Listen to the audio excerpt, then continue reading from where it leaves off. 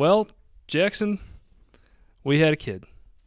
Yeah, that is true. Uh, this is very interesting for me because like mom just kind of abandoned us for like a week to go and live out with you, take care of some stuff out by you guys. So I thought that was pretty interesting. So it was like I would just go to work and dad and I would just shoot the shit after work and like hang out and had to do a lot of dishes and some chores along the way.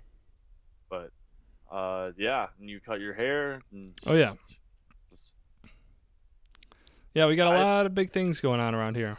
that's right. I have no idea about anything. I thought babies were supposed to smell good, like straight out of the womb and shit, and I had no idea what's going on. I have It's, never held an infant child before. It's crazy.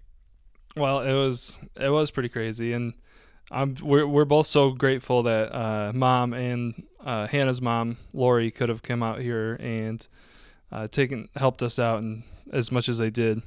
Yeah. So yeah, like on what was it the 26th? We woke up and Hannah's water had broken at night, and then we called the doctor and they said, yeah, go ahead and come on in, because sometimes they'll want you to labor at home for a little while before you come in. Mm. Um, but they were like, no, go ahead, come on in. So we grabbed our little bags that we had packed with our clothes and toothbrushes and all that kind of stuff, because you don't know how long you're going to be at the hospital for. Yeah. So we um, just grabbed our stuff and then headed over to the hospital. We got checked in, and then they started Hannah on some pitocin, which it helps induce labor, Okay. so that her contractions would come and um, start moving the baby down into the birth canal.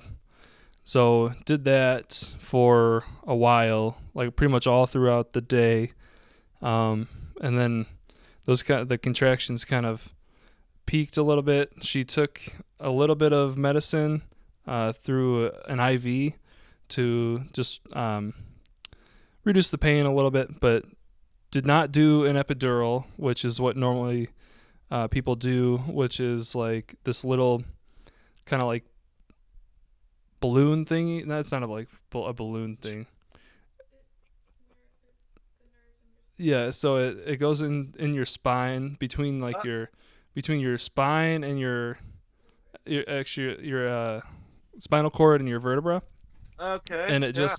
it just puts a little pressure on your nerve there, so that you don't feel the pain anymore. Uh huh. So she did not do that. A lot of people normally do, She a because it strong ass broad. She don't give no fucks. right. So I told her she's got a lot of street cred now, for not doing that. So she did not do the epidural. Around like 8, or no, it was probably 9 o'clock at night. She had been laboring all day.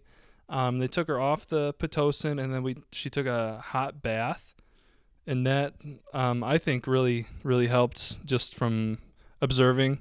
I think that really helped her, the pain and everything.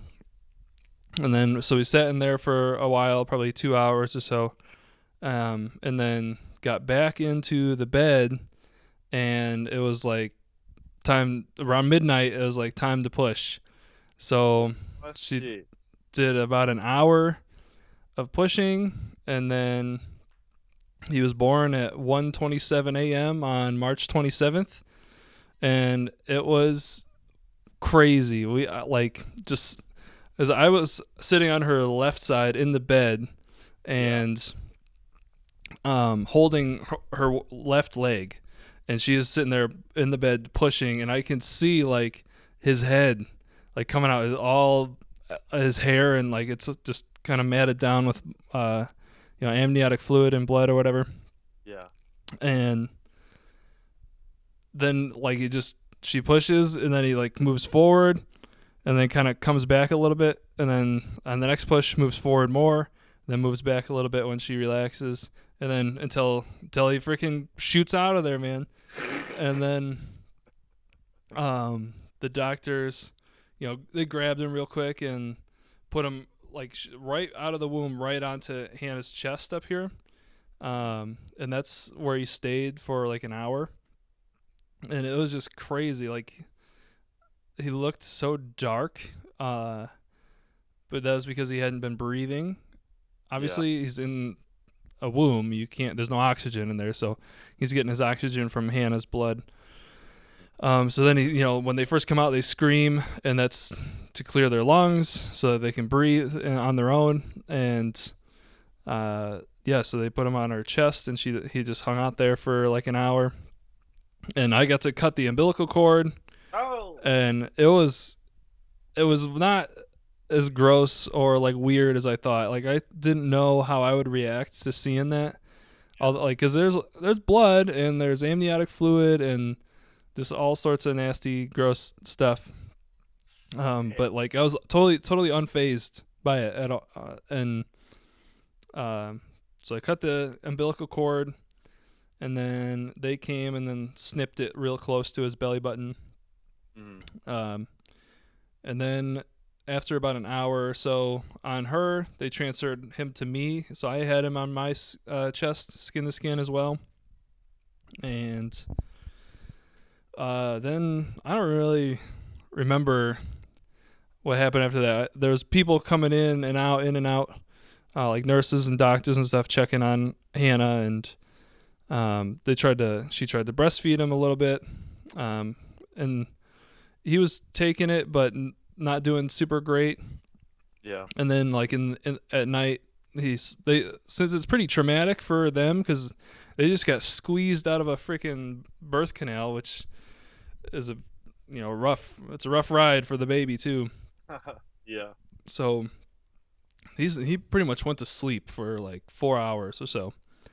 And then in that time, like he kind of threw up a little bit of amniotic fluid, and like we were a little concerned when we wake up from a little bit like a little nap, and there's like all this like bloody looking gross stuff that's coming out of his mouth. We're like, oh shit, is he dead?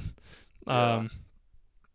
So that was like the birth, and then after that, like we were just kind of hanging out in the hospital, and it was really rough because the times that we could have slept, there was like a nurse coming in and checking on Hannah or checking on the baby or whatever. So and that went on for like the next 2 days. So like I didn't sleep at all for like probably 36, maybe close to 48 hours. And I was starting to feel like physically ill from not sleeping. Yeah. So yeah, and it was all because of his like bilirubin levels, which happens when all babies have a little bit of jaundice when they're born, because Hannah's liver was filtering out all the impurities from his blood. So when he's born, his liver has to take over that job, and it was just taking his a while to do that. So that's why we had to stay in the hospital for a couple extra days, so that they could check on his bilirubin levels and make sure that they were going down, but they weren't. So we had to stay so they could monitor him.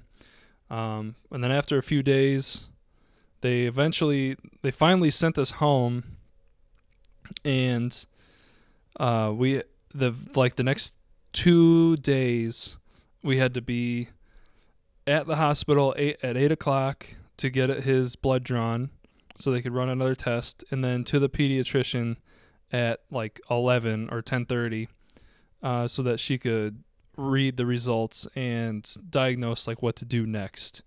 So we were up like all night feeding him, and then all day going to the doctor, and then all night again feeding him, cleaning him, taking care of him, and then all day again at the doctor.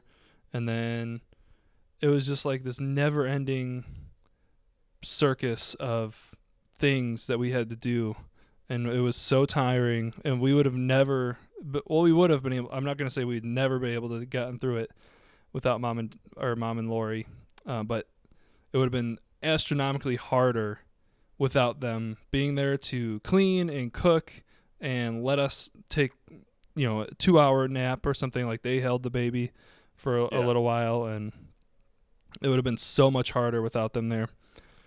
So then he also had what's called a tongue tie, so that, like, the thing on the underside of your tongue there, like, his Yeah. is basically to the very tip of his tongue, so he couldn't move his tongue like hardly at all, and that was really restricting his feeding abilities.